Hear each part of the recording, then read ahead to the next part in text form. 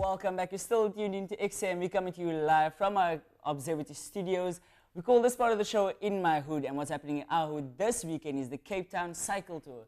Now I know there's been months and months of preparation going into this event, so I'm excited to see you cross that finish line first. And of course, today we are joined by some very special guests who will be taking part in the Cape Town Cycle Tour. We chat to Warrior on Wheels Foundation, whose cyclists will be taking part this year. How exciting is that?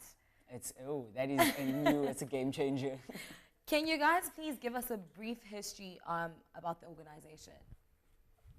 Sure. Yeah. I mean, you say you're very excited. We're very excited. We're very excited about the cycle tour, but we're also very excited about our foundation. We launched about a year ago in partnership with the Verdi Hotels, and it's been a great year. What we're all about is really partnering with the tourism sector in Cape Town, and we're about taking kids, differently abled kids, and special needs kids on adventures. So we take those kids on river rafting trips, we take them zip lining, we take them horse riding. We just get them out and enjoying tourism related adventures. I love how you said differently abled kids instead of using the other term, otherwise. No, we don't use the other term. Yes. What does it mean to you guys having these kids take part in one of South Africa's biggest cycle events? Sure. I mean, it's really has been, and maybe Deirdre can pitch in here, but it really has been my co-founder Deirdre Gower's dream. Deirdre dealt with the cycle tour a number of years ago. It was in 2000 then? 2012 and 2013 was the first year that differently able children. Sorry, 2013 was the first year that differently able children were allowed to participate in the cycle tour. Yeah, I mean, Deirdre one day decided she wanted to do the cycle tour, and of course everything she does with Damien. And she approached the cycle tour, and they said, no, we unfortunately we don't have a category, we can't allow differently able children. And over a year, Deirdre worked with the cycle tour board, specifically with Rene Jordan, who was the race director at the time. And over a year, they looked at all the safety aspects, all the various challenges that they might have to overcome. And after a year of working with them, it was approved, and they were able to cycle the cycle tour and include differently able kids like Damien. Yeah. So the buggy teams were introduced, and here we are a few years later with a number of buggies on the road. So how has it grown since the beginning of the foundation? You say it started in 2013.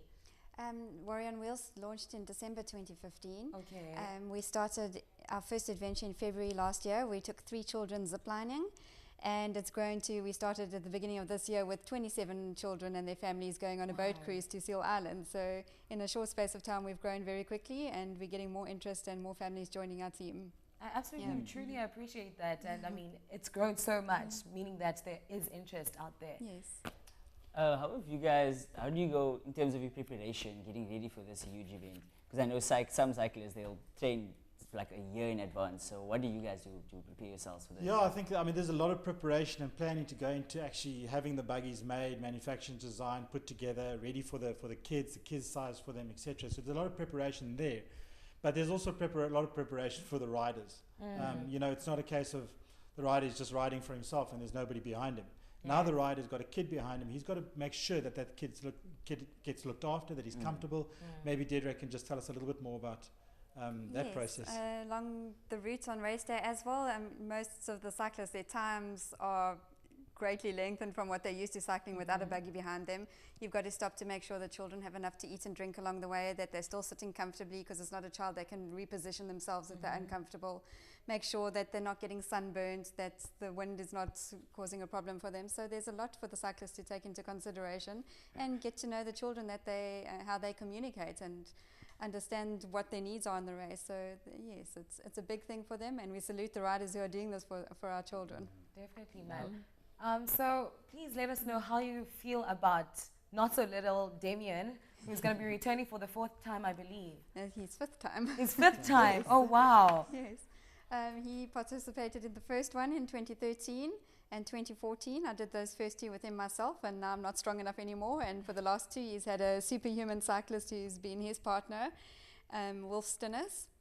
And yeah, just to see the two of them together, they've got a great connection, and Wolf seems to understand him well, and Damien's comfortable with him, so very excited for him to enjoy another cycle tour. That's really inspirational. I know myself, one day I dream of taking part in the cycle tour. You guys said about building the buggies. How do you go about that? Like, do you guys have funds externally, or do you guys raise funds with events? Yeah, I mean, of course, as a non-profit organization, we do rely on sponsorship. We do rely on funding from corporates, from companies, from anybody that is willing to fund us. So we do largely, we rely on that type of thing to specifically the cycle tour, to manufacture those buggies. With the foundation taking kids on adventures, we have a lot of buy-in and support from the tourism sector. So most of our, well, actually, in fact, all of our providers so far have really laid it on for us. It hasn't cost us a cent. Yeah. So if we want to go zip line, if we want to take a bunch of kids horse riding, then it's all laid on for us. It doesn't cost us. But then, of course, there's also other related costs with those type of things. It's transport costs, getting the kids there, making sure that they're fed, all those type of things that do mount up. And then, of course, the normal administration costs. So there's always a need for funding and always a need for sponsorship. Most definitely. It sounds so hectic. But I must say, the tourism sector in Cape Town has been just absolutely incredible. Cape Town Tourism coming on board with the cycle tour, they've endorsed us, they've backed us up, and from that has come a lot of endorsements and support from the media, which has been great. How can our viewers or anyone that's watching this and a possible donor get in contact with you guys? You have a website, Facebook, or? Okay, I'm going to leave that up to Deirdre, because I get very confused about the whole social media. Okay, she's the guru. Yes, we do have a website. It's www.warrioronwheels.co.za. There is a donate page with various options of donating. You can use SnapScan, direct transfers into our bank account, give and gain, do it for charity. You can, if you're doing a cycling event or a running event, you can sign up as a fundraiser and make your event count. We're on Facebook, Twitter, and Instagram. Facebook and Instagram, it's at Warrior on Wheels Foundation, and Twitter is at Warrior on Wheels. And lots of YouTube videos on our site. Our gallery is looking beautiful, so just encourage people to go and have a look and see how beautiful it's looking. Just very briefly, I want to hear from Damien. How excited is he? I think he's a little bit shy right And now. he's smiling. I see him smiling. Can you give us a yay and a high five and tell us how excited you are? A little bit overwhelming for A you, little bit dude. overwhelmed. I know. But we'll take it as he's very excited for it. Yes, Well, yes. thank you so much for coming. We truly learned something, and we truly are inspired by it. What's that, buddy? Say hello. Come on, lift your head there. I think Can he's I a give you little the bit mic? shy. Would you like the mic? No. He's a little bit shy. Yeah, he's it a little bit shy. comes with being No, a well, live thank you TV for the very first much time. for having us on the show. Yes, thank you. It's been great being here. I think we've got something for both of you. Just Okay. a little something to support us and wear out on race day maybe. Do you want to get them? Oh, yay! Warrior on Wheels Wheels Foundation Foundation cap. There we Thank you go. so much. Thank you so much. So we excited go. for this. Thank you. I'm going to read right now while I link to the ad break. Cool. Thank you cool. guys so much for staying tuned with us. You are still here with us, Ukutla Adams and Matthew. Make sure to stay tuned off the break because we have so much more. And let's have a look at what happened to Minister Allen and as he tried one of the buggies out.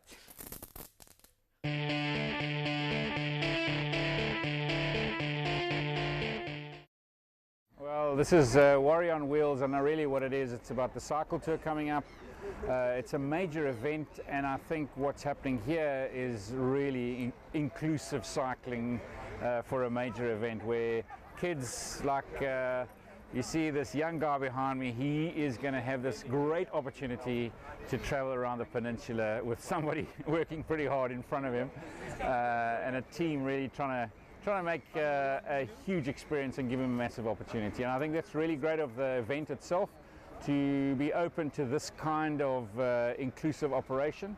And of course I think that is the whole kind of ethos of this event, the Cape Town Cycle Tour. From the biggest time trial or timed race in the world to an inclusive event like you can see because of what's happening right here with Warrior on Wheels and what they're doing, to the kind of charities that benefit from people getting out there on two wheels and enjoying themselves, and I think that's really exciting.